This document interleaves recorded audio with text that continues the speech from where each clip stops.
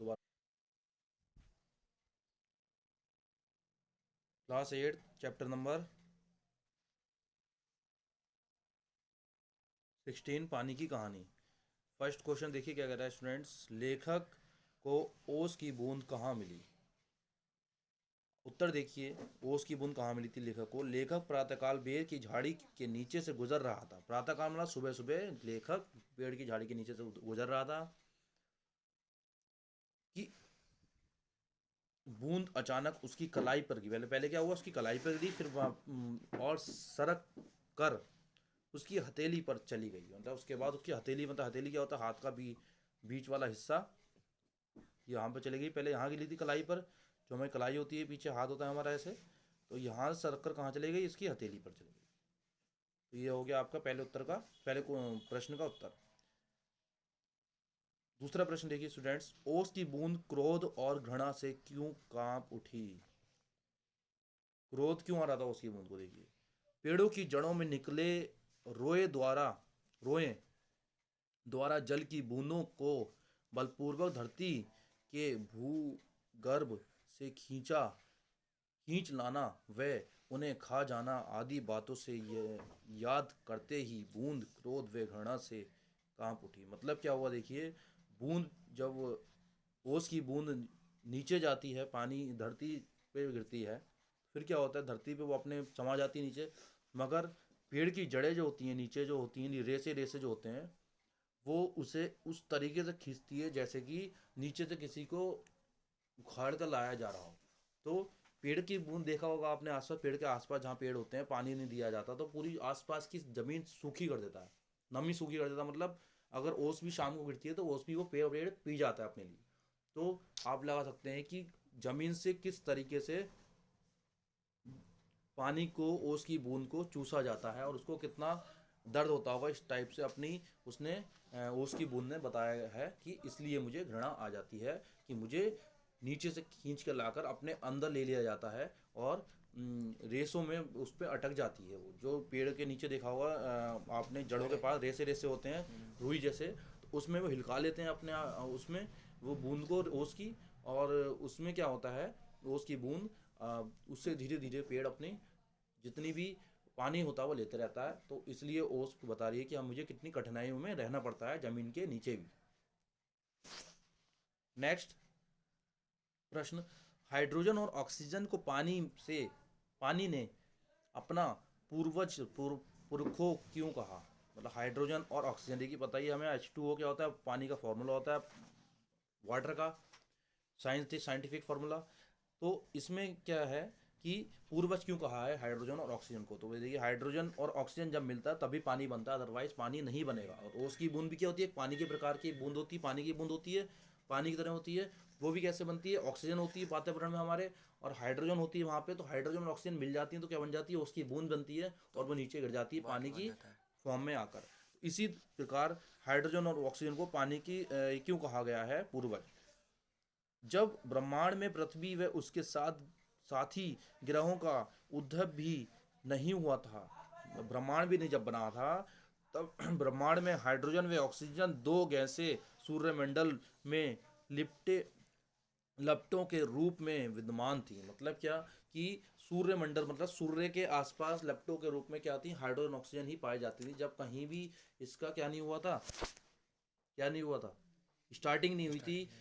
जब हमारी धरती को माना नहीं गया कि धरती है जहाँ मनुष्य का जीवन असंभव था उस टाइम पर, तब भी क्या है, जब से क्या है, हमारी हाइड्रोजन और ऑक्सीजन है जो किसके आसपास रहती थी, सूर्यमंडल के आसपास रहती थी। सूर्य के चारों ओर ऑक्सीजन और हाइड्रोजन की मात्रा बहुत ज़्यादा रहती थी, हाइड्रोजन और ऑक्सीजन रहती थी। ठीक है। ऑक्सीजन हाइड्रोजन के बीच रासायनिक क्रिया हुई, रासायनिक मतलब रिएक्शन हुआ, केमिकल रिएक्शन।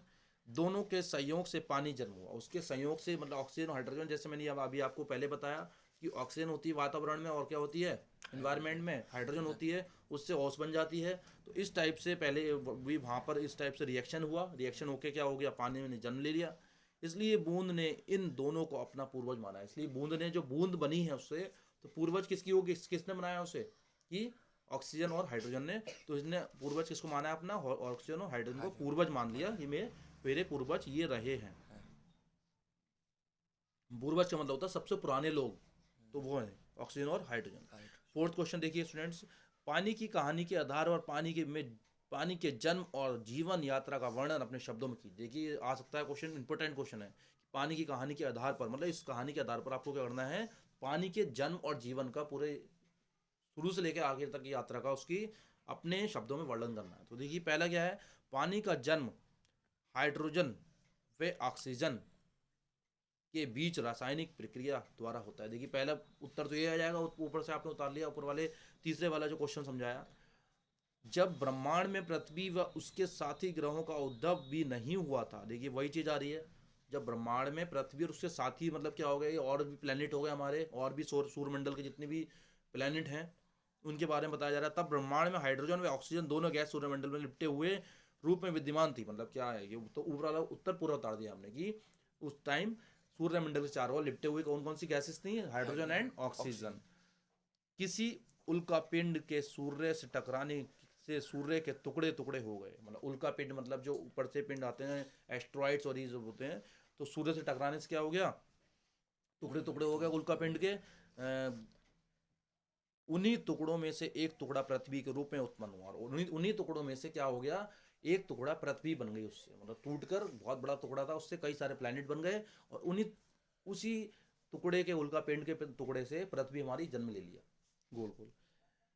इसी ग्रह में ऑक्सीजन व हाइड्रोजन के बीच रासायनिक क्रिया हुई, और इसी ग्रह जब वो अर्थ ने उसको रूप ले लिया, तो उसी अर्थ पर क्या हो गया, कुछ ऐसी वहाँ पर एटमॉस्फेयर रहा, कुछ ऐसा वातावरण रहा कि वहाँ पर हाइड्रोजन ऑक्सीजन की रासायनिक प्रक्रिया बहुत ज़्यादा हुई, और जिस कारण पानी ने पृथ्वी पर जन्म ले लिया शुरू से।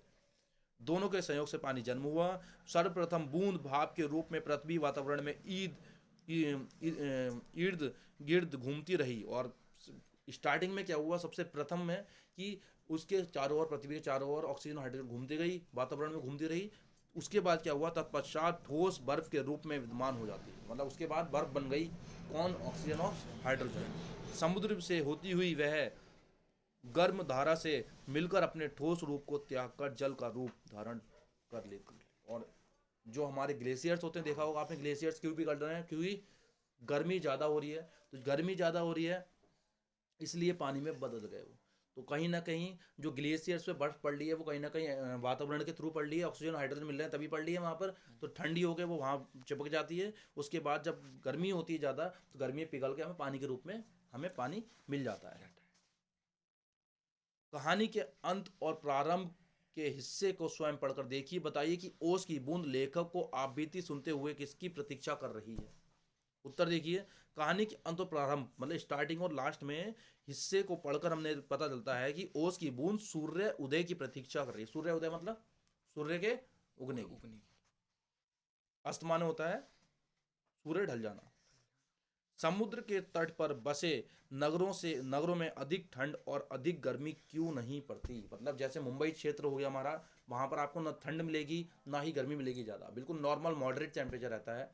तो इस यहाँ पर ठंड और गर्मी क्यों नहीं होती है, देखो समुद्र के तट पर बसे नगरों में अधिक ठंड और गर्मी नहीं पड़ती, क्योंकि वहाँ के वातावरण में नमी होती है। वहाँ के वातावरण में क्या होता है, पानी पानी का मात्रा होती है वायु में, हवा में, पानी की बूंदें होती हैं छोटी छोटी, तो इसलिए यहाँ पर मौसम सदा सुहावना रहता है, बहुत बढ़िया मौसम रहता है।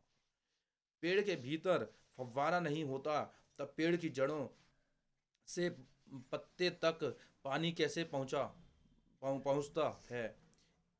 इस प्रक्रिया को वनस्पति शास्त्र में क्या कहते हैं। देखिए आपको बताना है कि पेड़ अपने, फव्वारा तो होता नहीं भाई, मगर पेड़ की जड़ों तक पानी कैसे पहुंच जाता है, और ऊपर तक पानी कैसे चले जाता है, पेड़ ऊपर कैसे जाता है। तो देखिए बता रखा है कि पेड़ के भीतर फव्वारा नहीं होता, तब पेड़ के जड़ों में पत्ते तक पानी पहुंचता है, क्योंकि पेड़ की जड़ें वे तनों में जाइलम, देखिए बड़ा होगा जाइलम, इंग्लिश की शब्द है ये, और फ्लोयम, जाइलम फ्लोयम इंग्लिश शब्द है, नामक वाहिकाएं होती हैं जो पानी जड़ों से पत्तियों तक पहुंचाती हैं। जब पानी जड़ों से, जाइलम और फ्लोएम का काम होता है पानी को जड़ों से पत्तियों तक पहुंचाना पेड़ की।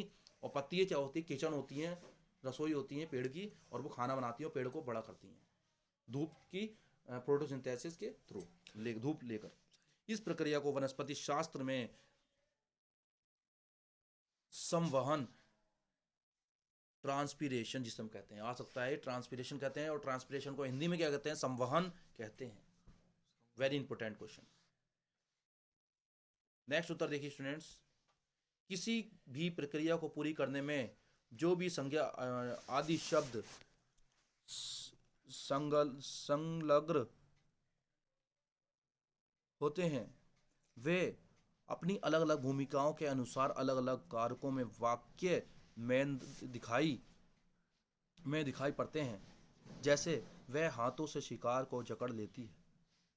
जकड़ना प्रतिक्रिया संपन्न हो पाएगी जब कोई व्यक्ति जकड़ने वाला हो। देखो जकड़ना मतलब उसको फंसा लेना हाथ में, तो जकड़ना तभी होगा जब कोई फंसाएगा उसे हाथ में, जिससे जकड़ा जाए, और जिसे जकड़ा जाए तभी तो जकड़ सकता है वो। भूमिकाओं की प्रकृति अलग अलग है।